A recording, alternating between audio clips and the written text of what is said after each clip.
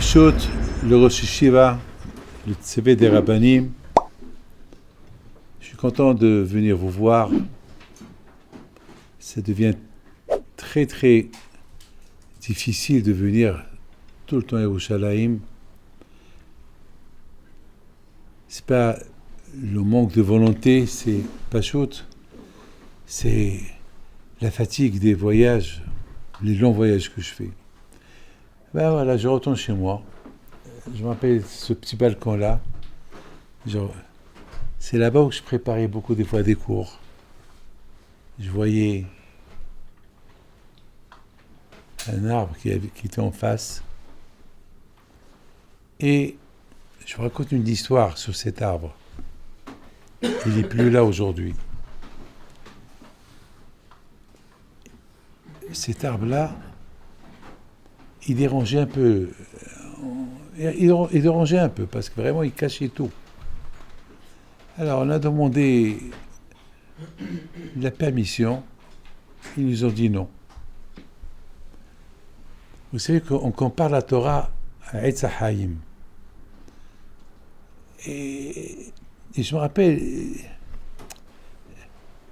que j'ai prié comme chacun. Vous savez, nous tous on n'a que Hachem. Il faut croire que lorsqu'on prie, ça monte, sinon il ne faut pas prier. Il faut mettre ça dans la tête. On n'est pas des bêtes, on n'est pas comme ça, on vient, on prie. On n'est pas comme des animaux qui bougent la tête comme ça. Nous, on prie.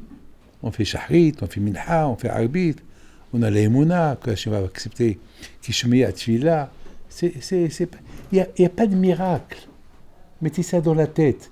Si Hachem il accepte votre prière, il n'y a pas de miracle parce qu'Hachem il veut qu'on prie. Hachem il nous apporte des problèmes pour qu'on prie. Lorsque Hachem il a vu que les Juifs ils l'ont un peu oublié en Égypte, il a commencé à leur envoyer des tsarot. Lorsqu'ils ont compris, ils ont commencé à prier à Kadosh Baruch Hu, et il a écouté leurs prières. On prie à Kadosh Baruch Hu. Il faut prier. Et il faut y croire que nos prières, sinon Hash Shalom, alors ça veut dire quoi? On perd le temps. On fait Rosh Hashanah, Kippour, Sukkot, les prières de chaque jour, du matin, du soir. On fait Birkat Hamazon. Quand je crois, il écoute. On a l'aïmouna. Il faut prier avec Imouna, il ne faut pas prier comme ça.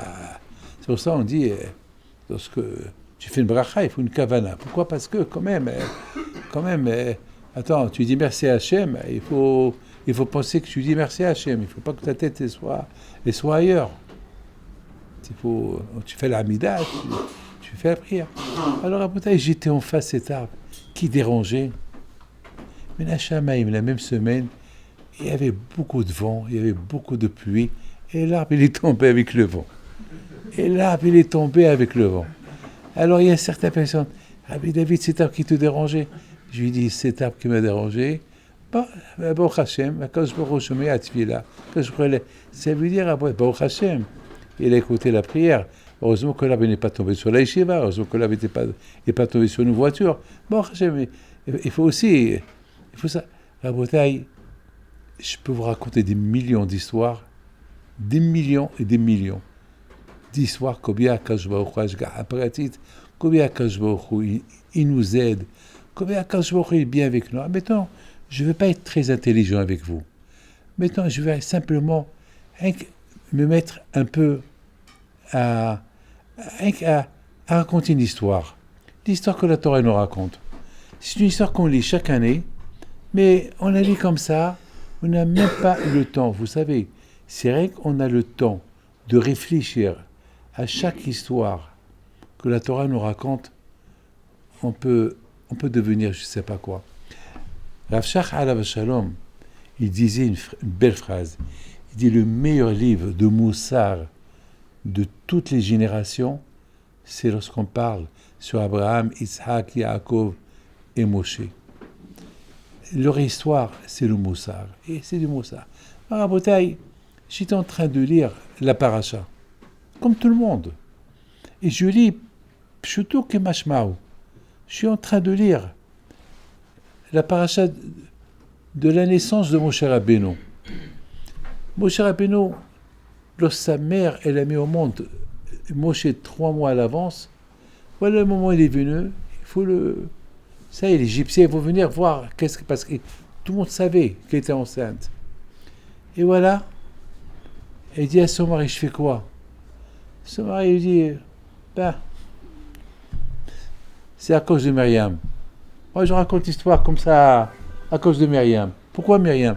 Parce qu'on a divorcé, toi et moi. Et c'est Myriam qui m'a forcé pour que je retourne avec toi. Voilà. Je suis retourné avec toi. Voilà. Voilà, il y a ce garçon-là. Voilà, il va mourir. Et si on le met dans une boîte, on le met au Nil, fais ce que tu veux. Il lui répond. Et c'est ce qu'elle fait, Yochebed. Elle prend Moshe et le met dans une petite teva, un petit berceau. Petite teva. Comment on appelle la teva? Un petit berceau. Ouais. Et le met là-bas. Si moi j'aurais été là-bas, à côté, j'aurais dit à Myriam et à sa mère, mais je ne vous comprends pas. Vous mettez le bébé dans la teva, vous le jetez au fleuve. Mais là-bas, il va mourir. Laissez-le à la maison. Peut-être l'Égyptien ne vont pas venir. Peut-être ils vont venir. Peut-être ils ne vont pas le... Et peut-être il y aura un miracle. Ils ne vont pas le voir.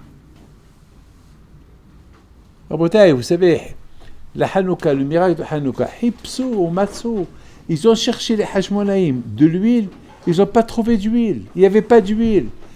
Les Grecs, les Valim, ils ont profané toute l'huile qu'il y avait.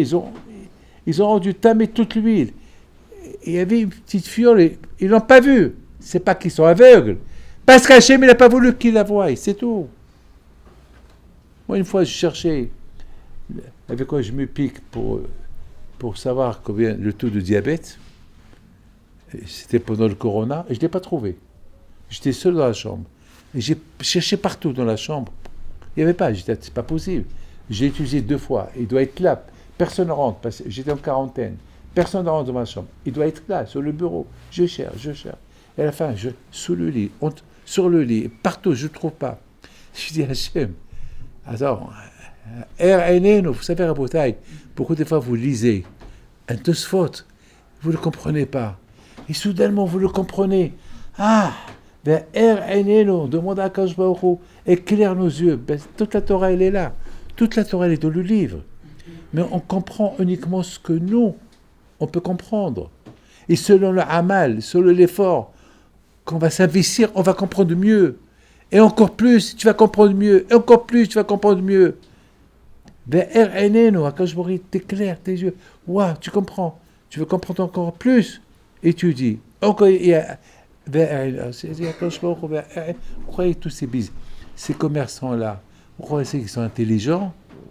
C'est Hachem qui leur envoie des idées, à Hara, même dans le business.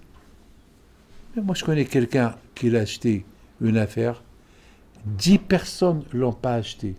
Et lui, il a vu dans cette affaire le potentiel. Il l'a acheté, aujourd'hui il est milliardaire. Parce qu'il a vu, à Cachemire, il a ouvert la tête. Il a ouvert, il a vu 10 fois ce qu'eux, ils n'ont pas vu. Eux, ils ont vu que le mal. Lui, il n'a pas vu le mal. Il y aura ça, il y aura ça, il y aura ça, il y aura... Et à la fin, il a réussi. Donc, à Boutaï, à la fin, je dis Hachem, ce piqueur-là, il est là. Il n'y a que toi qui sais. Je t'en prie, ouvre mes yeux. Et à un moment donné, je l'ai trouvé en dessous des papiers, alors que j'ai cherché là-bas. Le miracle était, c'est que Hachem, il veut te dire, et pasteur Matsatata, Amin, c'est tout. Peut-être tu as mal cherché, tu as cru que tu as bien cherché. Il était là-bas, devant tes yeux. Mais tu as cru, tu voyais là, tu voyais pas l'autre côté. Voilà. Alors, j'ai pas compris l'idée de bâtir, l'idée de Yochebed, de prendre Moshe, de le mettre dans une boîte, un petit berceau, et le mettre dans l'eau. Il y a les crocodiles. Vous savez que le Nil, la rivière du Nil, c'est un Nil il a 6000 kilomètres. C'est un des plus grands, c'est l'une des plus grandes rivières du monde.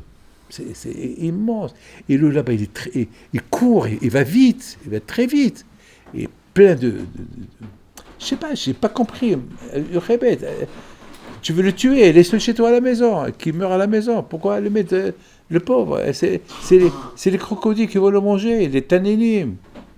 Vous savez, Rabota, qu'il y avait, le Midrash, il dit qu'à l'époque, il y avait un grand miracle qui se passait en Égypte. Quel miracle? Les femmes qui étaient enceintes, ils allaient au Sadé, ils allaient au champ, ils accouchaient là-bas. On est croyants, Baruch Hashem, on n'est pas des kofrim. Ils accouchaient là-bas, ils laissaient le bébé, et il y avait un malach qui descend avec ses doigts, et le bébé va téter du lait et du miel. C'est ce que le Midrash il dit. Yochebet, fais pareil. Fais pareil. Tu le mets dans une boîte et le mets dans le nid, c'est du vadek qui va mourir. Alors, tu es en train de le tuer. Il ne sait même pas ishtat de l'autre, ça. C'est comme si il y a un bébé, il va vers un tigre et tu le sauves et tu le mets à côté d'un lion. Tu as gagné quoi? Rien du tout. Il faut toujours chercher une solution, pas un problème. Là, Yochebet, elle cherche des problèmes. J'ai pas compris, c'était quoi? Mais Rabotai, la plus belle chose que je vais vous dire, c'est la suivante. Qu'est-ce qui se passe? Il se passe que Myriam, elle est là, elle surveille. Comme c'est écrit, que Myriam, qu'est-ce qui va arriver? Est-ce que les crocodiles vont le manger? Ça veut dire qu'elle avait une certitude, il y a quelque chose qui va se passer. C'est pas possible qu'elle a poussé son père à retourner avec sa mère pour que ce bébé-là, il va naître pour le jeter dans le fleuve. Non, il y a quelque chose qui va se passer. Elle avait une imuna à Akadosh Baruch Hu. C'est tout. Elle avait cette imuna à Akadosh Baruch Hu. Quelque chose de bien va se passer. Moi, si j'aurais été là-bas aussi, j'aurais dit, Myriam, rentre chez toi. Il n'y a rien à faire ici. Tu vois le petit berceau. Voilà, il est emporté par l'eau du fleuve. Il n'y a rien. C'est fini. Rentre. Si vite de ne pas rentrer, je ne veux pas que tu vois un tanil, un crocodile qui va renverser la tête, il va manger ton frère. Rentre. Et elle, non, elle reste. La bataille, l'être humain, il est limité dans sa tête. On a beau dire, on est intelligent. Notre intelligence, elle a une fin. Comme chaque chose, elle a une fin. Mais Akadosh Baruch Hu, il n'a pas de fin. Akadosh Baruch Hu, biti mugval. Akadosh Baruch Hu, en od milibado. Lui, il n'y a pas de limite. Chez lui, ça n'existe pas. C'est illimité. Nous, on est limité. La vie, elle est limitée. Tout est limité. Mais chez Akadosh Baruch Hu, non. Chez Akadosh Baruch Hu, c'est illimité. Nous, ce qu'on pense, notre pensée à nous, c'est pas la même que la pensée de Akadosh Baruch Hu. Nous, on peut dire, demain je peux préparer un emploi du temps de toute l'année, et en une seconde, Akadosh Baruch Hu peut faire que tout cet emploi du temps-là, il va tomber à l'eau.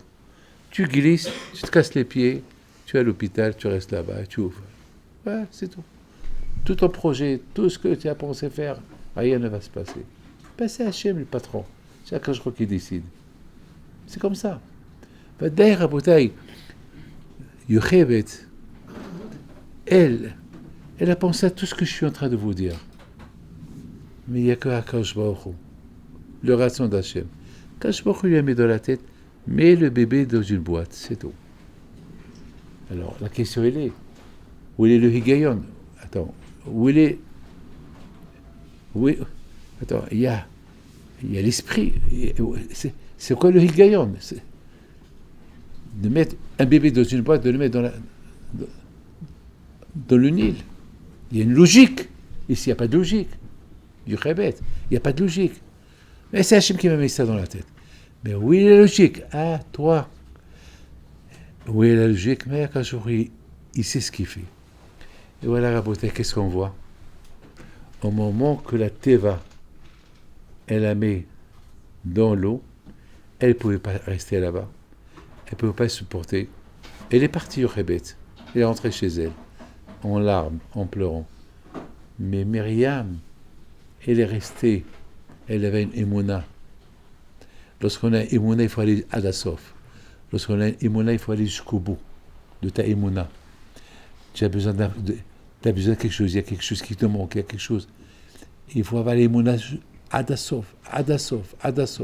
Ne t'arrête pas au milieu. Beaucoup de fois, à l'époque, Khamim me disent,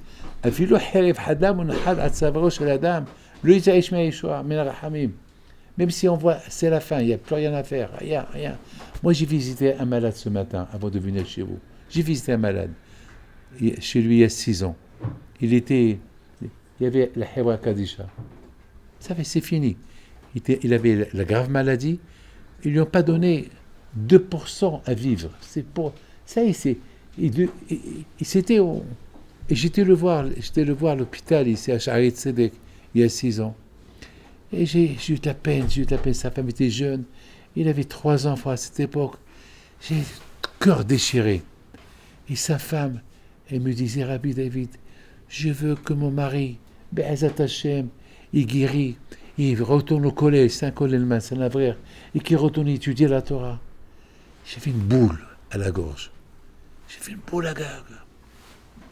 Il y avait sa femme, elle était jeune avec 3 bébés, et lui avec la grave maladie. Alors, Rabotai, qu'est-ce qu'on n'est pas venu pour lui faire Shema Israël? On est venu pour être Bikoholim, pour lui souhaiter la réoufoua chez les mains. Et bien sûr, pour consoler la maman, pour lui donner du courage. Be'ezat Hashem, il va avoir des miracles. Continue à prier.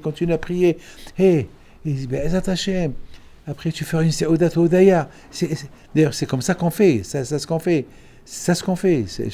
Lorsque vous allez chez quelqu'un, et c'est les paroles qu'on dit. Eh bien, Rabotai, aujourd'hui, il a fait Seoudat Odaya. Il a fait Seoudat Odaya. Il a fait déjà il y a 4 ans. Mais moi, je ne l'ai jamais vu. Depuis 6 ans, je ne l'ai pas vu. Ce matin, j'ai dit, il faut que je vais le voir. Et j'étais le voir ce matin. Et entre-temps, il a eu encore 3 enfants. Il a 6, 7 à la maison.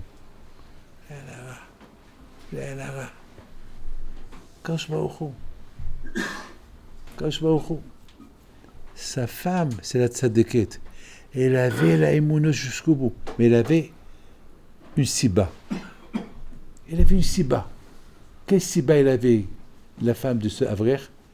Je veux que mon mari, dans n'importe quel état il va être, je veux qu'il guérisse pour qu'il continue à étudier la Torah. Alors, Bachamaïm, ils écoutent la siba. Il faut toujours donner au ciel une siba. Tu veux ça? Dis pas je veux ça parce que je veux faire une mitzvah. Je veux ça parce que je veux faire une mitzvah. Il faut toujours mélanger une mitzvah dans la chose que vous demandez à Kadosh Baruch Hu. C'est tout. Sa femme, elle avait une siba. Je veux mon mari. Je veux qu'il vive. Et Baruch Hashem, il vit. Rabotai, elle a été avec sa émouna jusqu'au bout. Voilà, elle a gagné son mari. Rabotai, Myriam aussi. Il avait une émouna. Il va avoir quelque chose. Moi, je ne m'en vais pas. Je reste là. Je vais voir ce qui va se passer. Qu'est-ce qui va se passer? Il va couler. Non, il ne va pas couler. Non, ça va être lui le Manhégador. Ça va être lui qui va diriger Am Israël, le clan d'Israël. Non, il va rester vivant. Ça, c'est... Elle avait... La Bretagne, c'est pas pour rien que les Juifs dans le désert, lorsqu'elle avait la lèpre, les Juifs, ils n'ont pas voyagé. Ils sont restés 7 jours en train de l'attendre jusqu'à qu'elle devienne pure. Mamash, quand je crois lui a donné une récompense. Quelle récompense? Parce qu'elle était, comment ça s'appelle? Parce qu'elle avait été lépreuse. Alors, lépreuse. Pourquoi à cause d'elle, on va l'attendre? Parce qu'elle est attendue, mon cher Rabbeinu, avec une émouna. Si elle n'avait pas cette émouna, Kashbaru connaît le cœur. Akadosh Baruch Hu, il sait combien de émouna vous avez en lui. Hachem, on rigole avec tout le monde, pas avec Akadosh Baruch Hu. Hachem, il sait si vous étudiez bien ou pas. Hachem, il sait tout. Hachem, c'est lui qui vous a fait, c'est lui qui nous a fait. Et Hachem qui a fait Myriam, il a vu en Myriam qu'elle avait une émouna jusqu'à la fin. Maya Aselo. Maya Aselo. Maya Aselo. Il va être sauvé. Qu'est-ce qui va lui arriver? Il va être sauvé. C'est pas possible qu'il est venu comme ça. Quelle émouna! Alors Rabota, elle a gagné dans l'affaire. Et voilà, Batia, elle arrive. Batia, elle n'est pas venue hier pour se tromper au mikvé. Elle n'est pas venue avant-hier. Elle n'est pas venue la semaine dernière. Elle ne va pas venir la semaine prochaine, ou demain, ou cet après-midi. Elle est venue au moment que Moshe est arrivé au fleuve. Ne me dites pas que c'est une coïncidence. Ne me dites pas ça. C'est pas une coïncidence. Ça, c'est derrière Hachem. Ça, c'est ça. C'est comme ça que Hachem fonctionne. C'est ça l'Ashgaha Pratit. Nous, on ne sait pas ce que Hachem fait. À tel point que parfois on voit le mal mal et le bien bien. Mais c'est pas vrai. Beaucoup de fois, c'est du mal qui sort le bien. Et parfois, c'est du bien qui va sortir un mal. Eh oui. Nous, on ne sait pas. Nous, il faut qu'on fasse les chadlout de faire que du bien. Mais s'il y a un mal qui est sorti du bien, bon, il faut attendre. Peut-être Hachem connaît. Moi, je suis incapable de te dire, mais Akadosh Baruch Hu, il sait. Akadosh Baruch Hu, moi, je ne peux pas te dire. Peut-être de ce mal, il va sortir un bien. C'est tout. Et regardez Rabotai. Quel miracle. Batia, elle arrive. Maintenant, je vous pose une question. Mais je veux que chacun il pose cette question. Admettons que ce bébé, Yochebed, elle aurait accouché dans la rue. Ou à la maison, elle le laisse à la maison. Qu'est-ce qu'il va devenir ce Moshe? Il restera, je ne sais pas quel nom déjà il aura. Je ne sais pas quel nom il aura. Et deuxièmement, l'histoire à lui va être, je ne sais pas quoi. Mais va pas être une histoire que quelqu'un qui va aider ses frères, que quelqu'un qui va être... quelqu'un qui va affronter Paro comme il le faut. Je ne peux pas vous dire quelle aurait été l'histoire, je ne sais pas. Mais tout ce que je sais, Hachem, tout ce que tu fais, c'est bien. Tout ce que je sais, c'est que Hachem, il a voulu que Moshe grandisse dans un palais. Hachem, il a voulu que Moshe, non seulement grandisse dans un palais, mais il va grandir avec son ennemi numéro 1. L'ennemi numéro 1 de Moshe Rabbeinu, c'est Paro. L'ennemi numéro 1 de Paro, c'est Moshe. Et les deux, ils ont vécu ensemble. Et qui a élevé Moshe? C'est son ennemi. C'est Paro. C'est lui qui l'a élevé. Et c'est chez lui qu'il a grandi. Et c'est Batia qui l'a élevé. Paro, c'est un juif. Mais ce bébé, c'est un juif. Mais qu'est-ce que Batia est en train de faire? Il est en train d'élever un juif chez toi dans ton palais. Peut-être c'est lui qui va te détrôner. Paro, ouvre tes yeux. Akadosh Baruch Hu l'a aveuglé. Comme Hachem l'a aveuglé à Hachvérosh, qui ne demande pas à Esther quelle religion tu es. Il aurait pu la tuer. Hachem. Rabotai Akadosh Baruch Hu, je termine avec une belle phrase. Akadosh Baruch Hu, il n'a pas voulu donner la Torah comme ça, entre les mains de quelqu'un qui était esclave. La Torah, c'est de la hashivut. La Torah, c'est un modèle. Tu la goûtes, elle te donne tout. Avec la Torah, c'est le billet de Gan Eden. Ta'amo okitov Hashem. La Torah vous donne le goût de vivre. Elle vous donne le goût d'être gentil, bien. La Torah, c'est le présent, l'avenir et le futur. C'est la Torah. Et cette Torah, elle nous a été donnée entre les mains d'un clé méfoar, entre les mains de quelqu'un qui est méfoar, quelqu'un d'important, quelqu'un qui a grandi dans un palais, quelqu'un qui a grandi avec les tzadikim, quelqu'un qui était tzadik, quelqu'un Rabotai, qui connaissait déjà Shema Meforash. Il était très jeune, il avait 20 ans. Il connaissait Shema Meforash. Mais qui lui a appris Shema Meforash? Mais d'où il est devenu kabbaliste? D'où il était Mkoubal? D'où? Ah ben Rabotai, c'est parce que il a été... L'Osbati, elle l'a trouvé. Elle l'a donné, elle l'a rendu à sa mère d'origine, Yochebet. Et c'est dans la maison de Yochebet. C'est dans la maison de Amram, Gdolador. Amram, que la Gemara dit sur lui qu'il n'a jamais fauté dans sa vie. C'est lui qui a enseigné la Torah. Begdal Hanar. Il a grandi, pas qu'elle a grandi physiquement, mais il a grandi dans la Torah. On peut être heureux et content que notre libération de l'Égypte, elle a été grâce à Moshe Rabbeinu, celui que grâce à lui, les Juifs, ils ont eu Shabbat. Il a parlé avec Paro. Et ce Moshe Rabbeinu, Alav Shalom, qu'il avait Ahavat Israël. Rabotai, imaginez-vous, Rabotai. Il était écouté, tout le monde le respectait. Dans le Midrash qui dit que Paro, il a donné toute l'Égypte entre les mains de Moshe Rabbeinu pour voir qu'est-ce qui manque. Et lui, Moshe, qu'est-ce qu'il a fait? Qu'est-ce qui manque en Égypte? Il allait voir ses frères, qu'est-ce qui leur manque? Il va chez ses frères. C'est ça le plus important pour moi. C'est pas l'argent, c'est pas le palais. Il a commencé, comme dit Rashi, il voulait voir combien ils souffrent. Il voulait souffrir avec eux. Mes amis, il a vu quelqu'un qui frappe l'autre. Il l'a éliminé, il l'a caché dans le sable, avec Shem Meforash. Je ne sais pas qui lui a pris, ou son père, ou je ne sais pas. Ça c'est... Mes amis, qu'est-ce qui s'est passé? Il s'est passé après, il voit deux juifs qui se battent. Alors, il leur fait du moussard.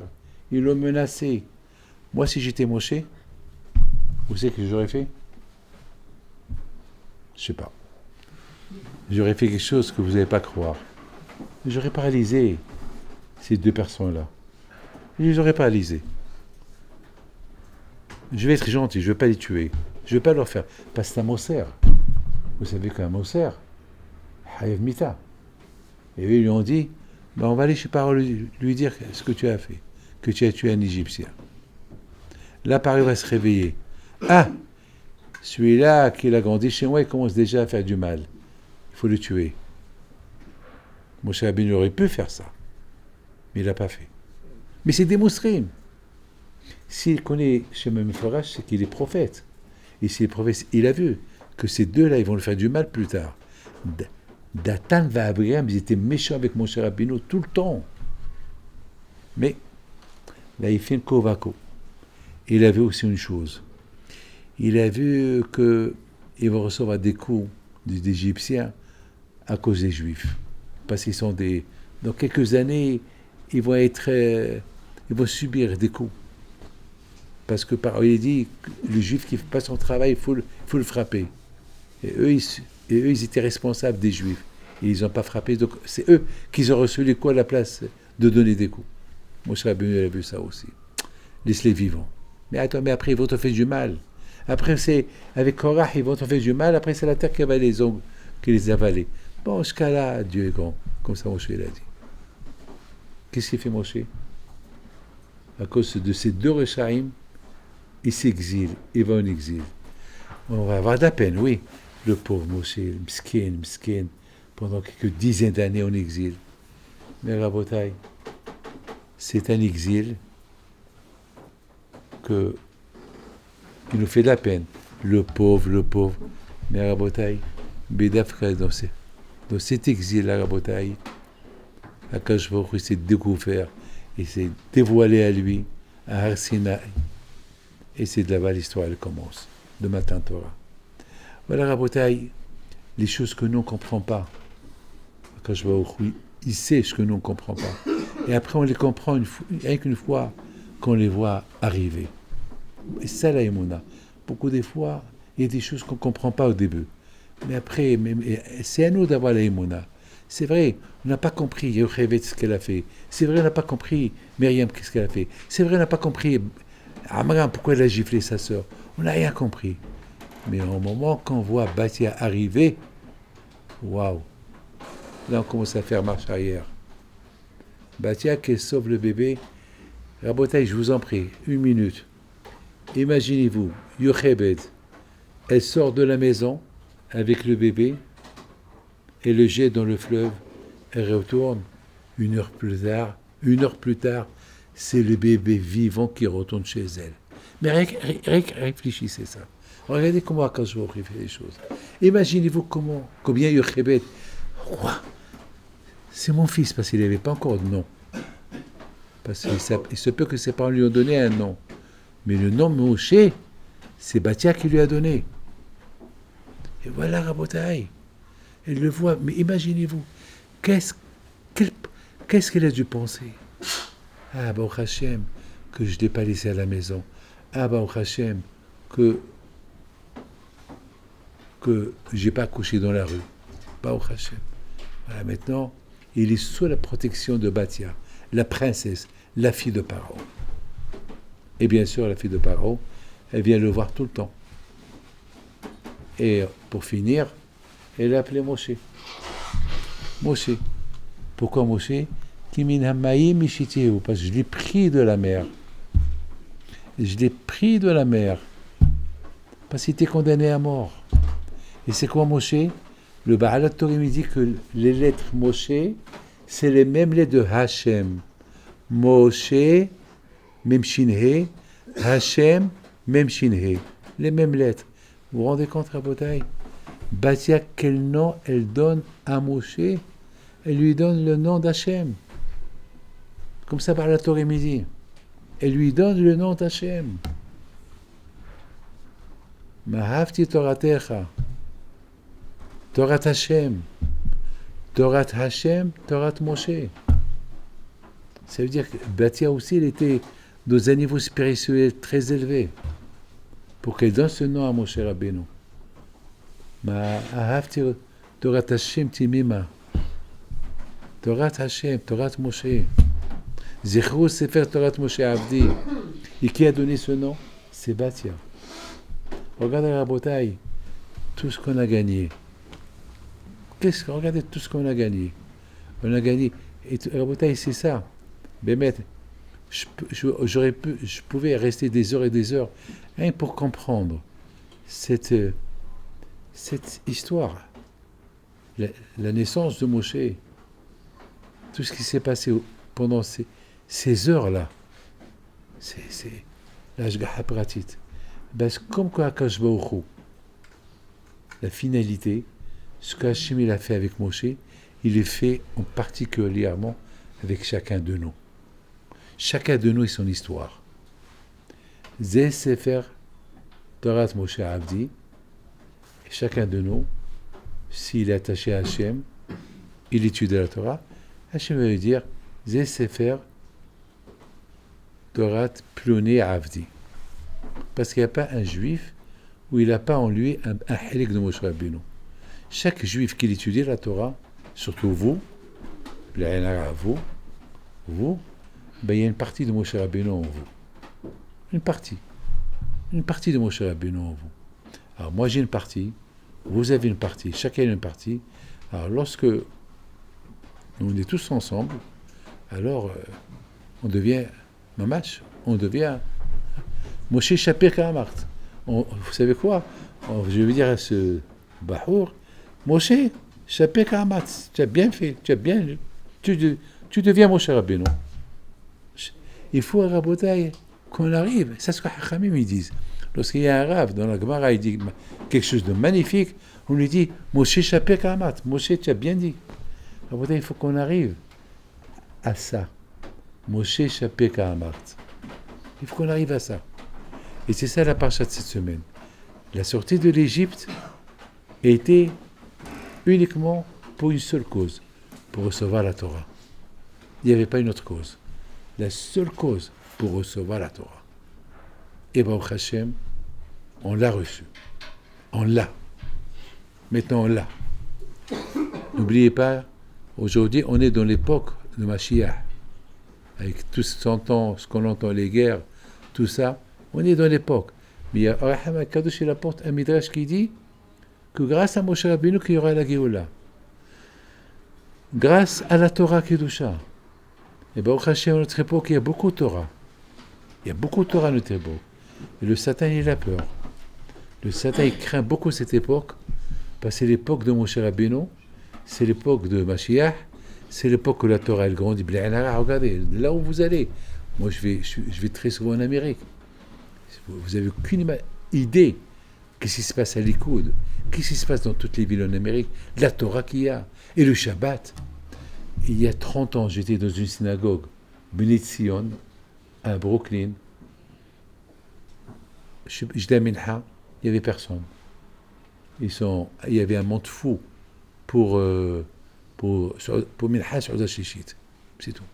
Mais toute l'après-midi, vide. J'ai été cette année, j'étais l'année dernière, l'après-midi, il y a au moins 2000 personnes qui étudient la Torah. Qu'est-ce qui s'est passé il y a 30 ans aujourd'hui? Aujourd'hui, c'est l'époque de la Torah. Et bien, c'est pour ça, le Satan, il a peur de nous. Il a peur. Alors, malheureusement, il y a des Juifs qui veulent faire la guerre au Bnei Torah en utilisant l'armée. Tzav Giyus. Alors, qu'est-ce qu'il faut faire? Il n'y a rien à faire. Il faut étudier. C'est tout. Il n'y a rien à faire. Il faut étudier, c'est tout. Admettons, qu'est-ce qui se passe encore?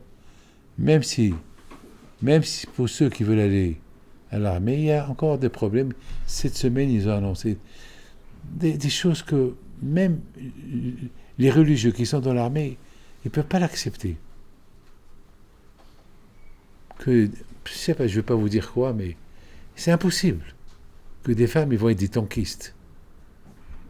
Il y aura des femmes à l'intérieur d'un tank. C'est impossible. C'est ingérable, c'est impossible. C'est impossible. Ça, c'est une nouvelle xéra encore. Donc ça veut dire que maintenant le Satan, il sait qu'on est dans les temps messianiques, il veut nous décourager. À nous, de ne pas se décourager. À nous, de combattre. Et Be'ezat Hashem, Beshem Hashem, je suis très fier de vous. Voilà, je vous le dis. Et je suis très fier de Rav Benichou. Rav Benichou, la semaine dernière, il a été invité avec ses abrichim pour le Siyum Hashas qu'on a fait à Ashdod, mais il n'est pas venu. Pourquoi il n'est pas venu? Parce qu'il avait un shiur, que ça fait 40 ans qu'il le fait, il a un shiur que je me rappelle, à Paris, il le faisait le mardi, si je ne me trompe pas. Et bien sûr, j'ai dit, Zikr Arabim, ça passe. Et on l'a inclus avec nous dans le Siyum.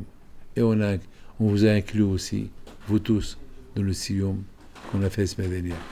Alors, quand je vous protège, puisqu'on vous a inclus, vous n'avez pas goûté de Siyum, alors je vais donner l'or, je vais vous payer quelque chose.